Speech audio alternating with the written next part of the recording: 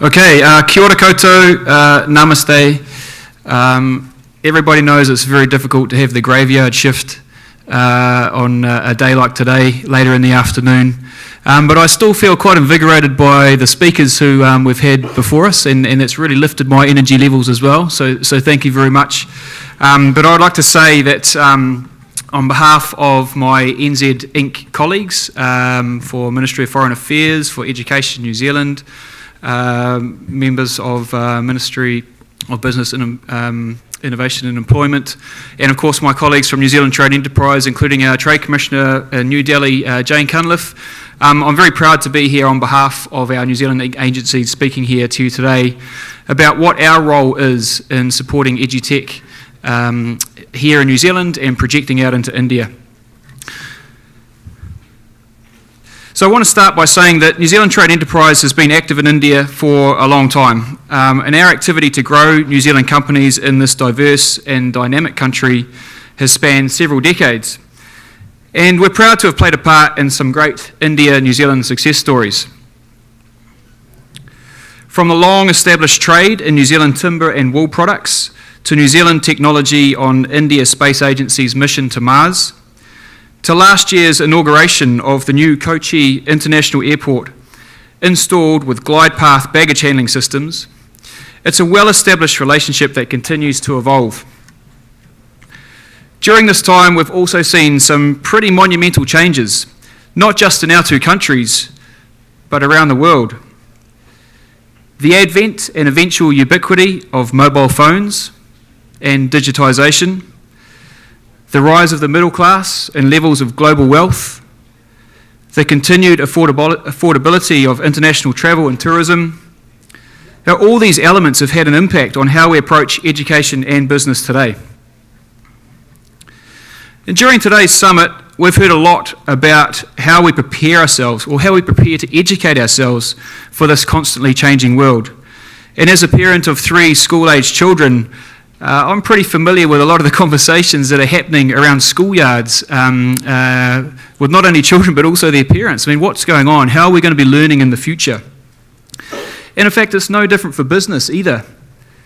And companies need to be able to upskill and to constantly relearn. So NZTE has, over the last few years, developed and refined a suite of services to help companies grow and be successful in their international journey. NZTE is a big advocate of learning as you go, for responding quickly to changing market dynamics. And that's why last year we launched our digital services to help companies understand the fast-paced digital landscape. At the end of the day, digital transformation is business transformation. Digital tools and technology are merely the enabler. So NZTE's Digital Kickstarter service offers online courses and seminars ranging from developing a digital product to running social media campaigns. A good strategy goes hand in hand with business transformation, whether it's a small tune-up or a significant disruption. How do you develop a good strategy? How do you refresh your strategy for changing circumstances and to reflect your company's growth ambition? NZTE's strategy service helps customers develop a clear business strategy that everyone in the business understands. You're probably familiar with Marlborough Wine Company, Alan Scott.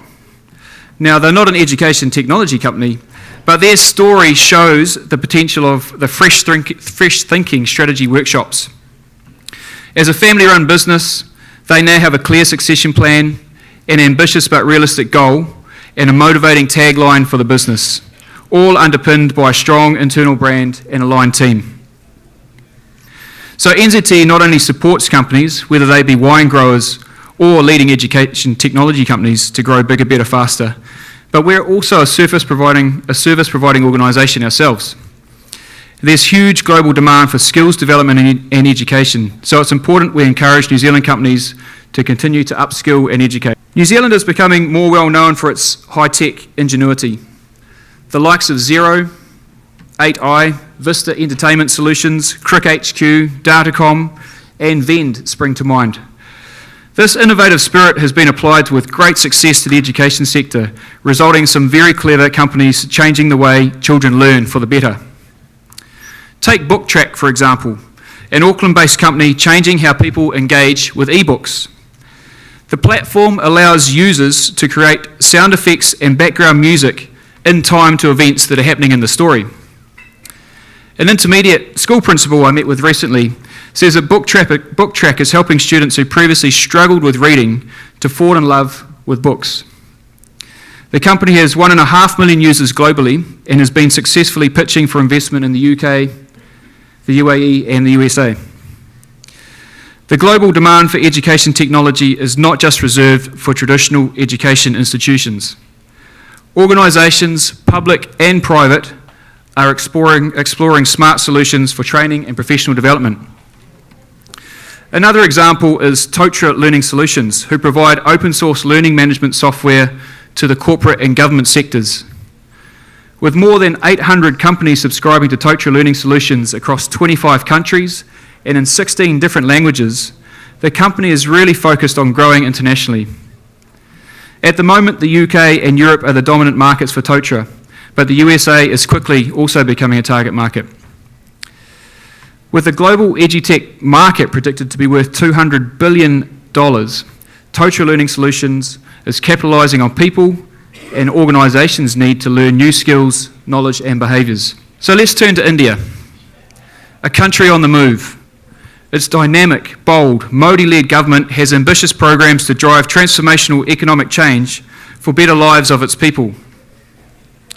As mentioned many times today, a big focus of the government has been on driving a more vibrant, modern economy through programs like Make in India, Digital India, as well as the Smart Cities program, to build cities that provide core infrastructure, a clean and sustainable environment, and the application of smart solutions. The NZTE team in India have been following the Make in India opportunity and gearing up New Zealand companies to participate in India's transformation. India's efforts to attract FDI to Make in India are paying off, with a record high of $43 billion in 2016-17, signalling a positive business climate. One of the challenges, however, of the success of programs like Make in India and Smart Cities is the development of labour skills. Indian industry requires 22 million new skilled workers each year, but at the moment, the numbers that we've picked up on are saying that there's only 4.3 million of them being trained. And it's not just about developing skills for labourers as job seekers. In today's world of increasingly mechanised and sophisticated manufacturing with AI and robotisation, it's also about developing a pool of entrepreneurial young people. What is welcome in India is fresh, tried and tested content and systems. And this is where we see opportunities for New Zealand educational providers, content developers, frameworks and technical training technologies to bring their offerings to India.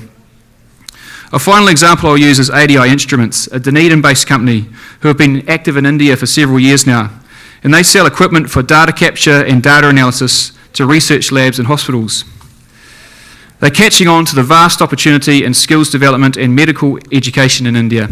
And they are now expanding their horizons to market their lab station product, a flexible and simple teaching solution suitable for India.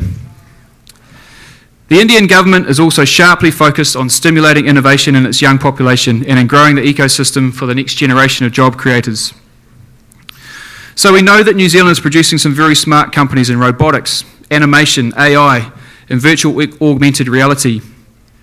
There is scope for New Zealand companies like BookTrack and Totra Learning Solutions to be part of the action in upskilling India's ambitious labour force.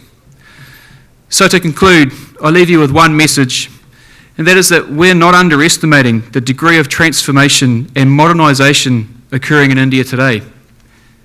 The two recent initiatives with the demonetisation and the introduction of GST last month show us that the state government in India is absolutely serious about transforming the economy. So we believe that for smart, innovative New Zealand companies, there are countless opportunities to be a part of India's education transformation. And we, the New Zealand Trade Enterprise team, along with our NZ colleagues, partners such as INZBC, and you as business leaders out there, we look forward to working with you all to grow your businesses in the future. Thank you.